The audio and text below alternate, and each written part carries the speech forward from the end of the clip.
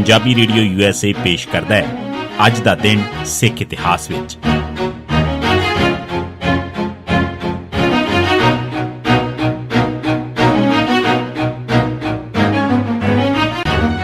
सिख इतिहास दीआं घटनावां 'च 17 ਸਤੰਬਰ ਦਾ दिन 1932 ब्रिटिश सरकार दे फिरकू फैसले विरुद्ध सिखां ने प्रोटेस्ट दिन मनाया।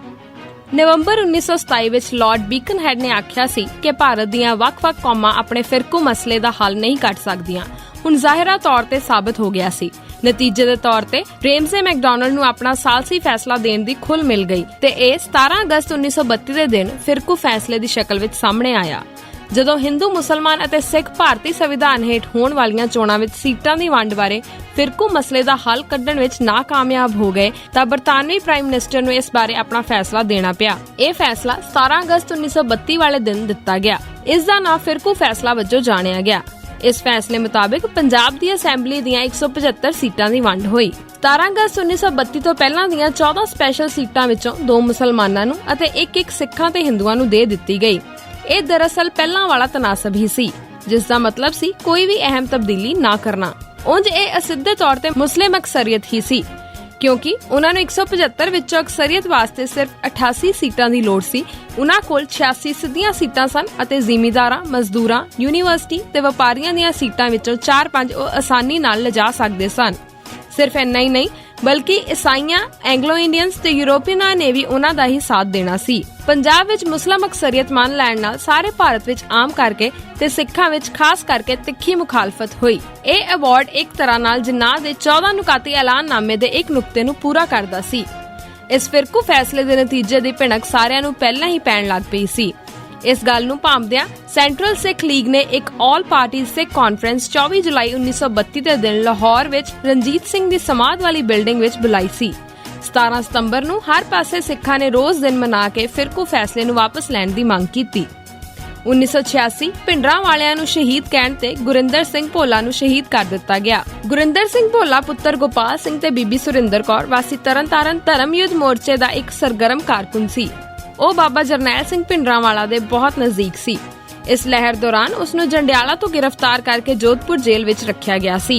ਉੱਥੋਂ 5 ਅਪ੍ਰੈਲ 1986 ਦੇ ਦਿਨ ਉਸ ਨੂੰ 3 ਹੋਰ ਸਾਥੀਆਂ ਸਣੇ ਰਮੇਸ਼ ਕਤਲकांड ਵਿੱਚ ਪੇਸ਼ ਕਰਨ ਵਾਸਤੇ ਜਲੰਧਰ ਲਿਆਂਦਾ ਗਿਆ ਤਾਂ ਉਸ ਦੇ ਸਾਥੀਆਂ ਨੇ ਖਾਲਿਸਤਾਨ ਕਮਾਂਡੋ ਫੋਰਸ ਦੇ ਮੁਖੀ ਮਨਬੀਰ ਸਿੰਘ ਚਹੇੜੂ ਦੀ ਅਗਵਾਈ ਵਿੱਚ ਐਕਸ਼ਨ ਕਰਕੇ ਉਸ ਨੂੰ 2 ਹੋਰਾਂ ਸਾਥੀਆਂ ਸੁਖਦੇਵ ਸਿੰਘ ਉਰਫ ਜਰਨਲ ਲਾਭ ਸਿੰਘ ਤੇ ਸਵਰਨਜੀਤ ਸਿੰਘ ਅਲਾਦੀਨ ਸਮੇਤ ਛੁਡਾ ਲਿਆ ਸੀ।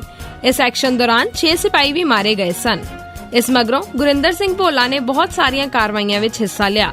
ਇਹਨਾਂ ਦਿਨਾਂ ਵਿੱਚ ਜੱਥਾ ਭਿੰਡਰਾਂ ਮਹਿਤਾ ਦੇ ਕੁਝ ਆਗੂ ਇਹ ਪ੍ਰਚਾਰ ਕਰ ਰਹੇ ਸਨ ਕਿ ਬਾਬਾ ਜਰਨੈਲ ਸਿੰਘ ਭਿੰਡਰਾਂਵਾਲਾ ਸ਼ਹੀਦ ਨਹੀਂ ਹੋਏ ਤੇ ਉਹ ਗੁਪਤ ਰਹਿ ਕੇ ਜੱਦੋਜਹਿਦ ਦੀ ਅਗਵਾਈ ਕਰ ਰਹੇ ਹਨ, ਪਰ ਗੁਰਿੰਦਰ ਸਿੰਘ ਭੋਲਾ ਇਸ ਹਰਕਤ ਦੇ ਵਿਰੁੱਧ ਸੀ। ਅਖੀਰ ਜਨਰਲ ਲਾਭ ਸਿੰਘ ਗਰੁੱਪ ਨੇ ਉਸ ਨੂੰ ਧੱਕੇ ਨਾਲ ਰੋਕਣ ਦਾ ਫੈਸਲਾ ਕਰ ਲਿਆ ਅਤੇ ਇੱਕ ਦਿਨ ਧੋਖੇ ਨਾਲ ਉਸ ਨੂੰ ਸ਼ਾਇਦ ਚੌਂਕ ਮਹਿਤਾ ਡੇਰੇ ਤੇ ਬੁਲਾ ਲਿਆ।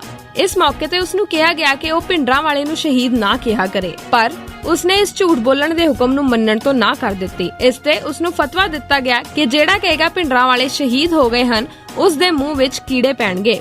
ਇਸ ਦੇ ਬਾਵਜੂਦ ਭੋਲਾ ਆਪਣੇ ਸਟੈਂਡ ਤੇ ਅੜਿਆ ਰਿਹਾ ਅਤੇ ਕਹਿਣ ਲੱਗਾ ਕਿ ਮੈਂ ਸੱਚ ਬੋਲਾਂਗਾ, ਮੈਨੂੰ ਕੀੜੇ ਪੈਣ ਦੀ ਪਰਵਾਹ ਨਹੀਂ। ਇਸ ਮਗਰੋਂ ਜਨਰਲ ਲਾਭ ਸਿੰਘ ਦੇ ਹੁਕਮ ਹੇਠ ਗੁਰਨਾਮ ਸਿੰਘ ਬੰਡਾਲਾ, ਜਿਸ ਨੂੰ ਜੱਲਾਦ ਕਿਹਾ ਜਾਂਦਾ ਸੀ, ਨੇ ਗੋਲੀ ਮਾਰ ਦਿੱਤੀ। ਇੰਜ ਉਹ ਸੱਚ ਬੋਲਣ ਬਦਲੇ ਸ਼ਹੀਦ ਹੋ ਗਿਆ। 1999 ਸਿੱਖ ਨਕਲੀ ਮੁਕਾਬਲੇ ਵਿੱਚ ਸ਼ਹੀਦ। 17 ਸਤੰਬਰ 1999 ਦੇ ਦਿਨ ਪੁਲਿਸ ਨੇ ਪ੍ਰਗਟ ਸਿੰਘ ਪੁੱਤਰ ਪ੍ਰੀਤਮ ਸਿੰਘ ਜ਼ਿਲ੍ਹਾ ਤਰਨਤਾਰਨ ਨੂੰ ਇੱਕ ਨਕਲੀ ਮੁਕਾਬਲੇ ਵਿੱਚ ਸ਼ਹੀਦ ਕਰ ਦਿੱਤਾ। 1990 ਸਿੱਖ ਨਕਲੀ ਮੁਕਾਬਲੇ ਵਿੱਚ ਸ਼ਹੀਦ। 17 ਸਤੰਬਰ 1990 ਦੇ ਦਿਨ ਪੰਜਾਬ ਪੁਲਿਸ ਨੇ ਮਨਜੀਤ ਸਿੰਘ ਵਾਸੀ ਦੁਰਗਾਬਾਦ ਤੇ ਲਖਬੀਰ ਸਿੰਘ ਬੀਰ ਨੂੰ ਨਕਲੀ ਮੁਕਾਬਲੇ ਵਿੱਚ ਸ਼ਹੀਦ ਕਰ ਦਿੱਤਾ। 1991 ਸਿੱਖ ਨਕਲੀ ਮੁਕਾਬਲੇ ਵਿੱਚ ਸ਼ਹੀਦ।